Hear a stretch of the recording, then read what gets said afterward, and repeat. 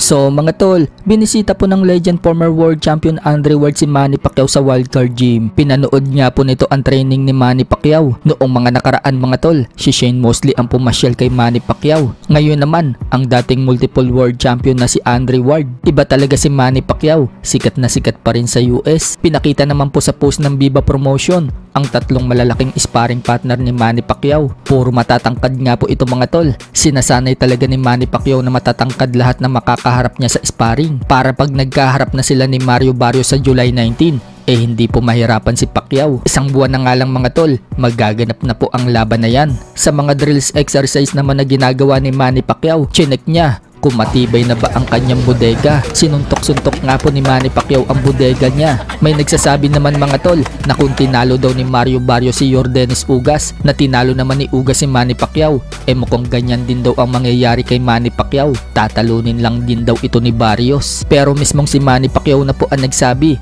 na hindi daw siya 100% kondisyon noong labanan niya itong si Ugas. May distraction umano yung panahon na yon. Yan daw yung kaso niya sa Paradigm Sports. Pero ngayon, okay na. Kaya makapagpo-focus na talaga ng gusto si Manny Pacquiao. May mga fans naman ang nagtanggol kay Pacquiao at sinabing kung tinalo daw ni Ugas si Manny Pacquiao, tapos tinalo daw ni Barrios si Ugas, tinalo naman daw ni Turman itong si Barrios, na tinalo naman ni Pacquiao si Turman. Sa kabilang banda naman mga tol, nagsalita na nga po si Japanese Jin Sasaki matapos siyang patulugin ni WBO welterweight world champion Brian Norman Jr. sa laban nila kagabi sa Japan. Sinakay pa nga po ng stretcher itong hapon dahil hindi na ito nakabangon matapos patulugin ni Norman. Wika nga po ni Sasaki mga tol sa post niya sa kanyang social media account, hindi daw niya alam at hindi daw niya matandaan na sinakay daw siya ng stretcher. Nakita na lang umano niya yon noong pinanood niya sa replay ng video. Yung naalala lang daw niya yung palakpakan ng maraming tao at nagpapasalamat sila. Naantig nga daw siya,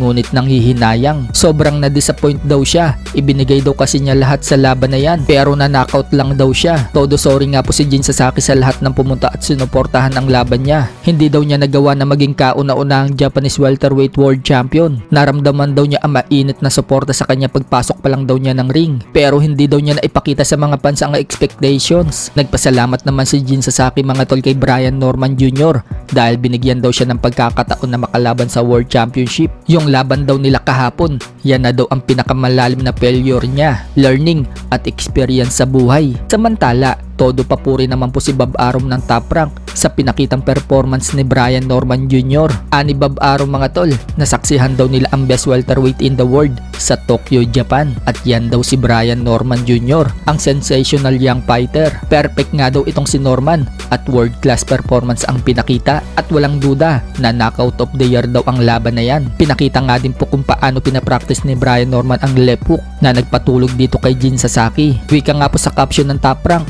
practice makes perfect. Sa ibang balita naman mga tol, kahapon nga po, nag-shadow boxing showdown challenge ang Team Pacquiao. Nagpakitang gilas nga po sa shadow boxing sina Carl James Martin, Jerwin Ancahas, Yumar Marshall, Manny Pacquiao, at iba pang mga boksingero. So nakisali nga din po si former 3 Division World Champion General Casimero sa shadow boxing. Inedit po kasi ni Casimero ang video at isinama niya yung video niya sa huli na nagsha-shadow boxing din siya. Marami nga po nagsasabi mga tol, kung hindi daw umalis si Casimero kay Sean Gibbons, baka kasama daw ngayon si Casimero sa Team Pacquiao.